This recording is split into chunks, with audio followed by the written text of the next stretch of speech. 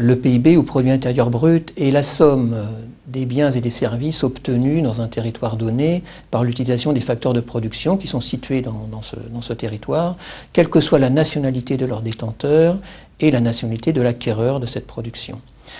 On peut mesurer le PIB de 3 manières différentes qui sont équivalentes. Tout d'abord, le PIB est la somme des valeurs ajoutées, c'est-à-dire la somme des créations de valeur au cours du processus de production.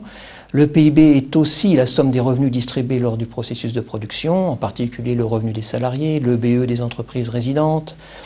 Et enfin, le PIB est la somme de l'ensemble des dépenses des différents agents économiques, la consommation et l'investissement des logements pour les ménages, l'investissement productif et les variations de stock pour les entreprises, les dépenses de l'État et les exportations.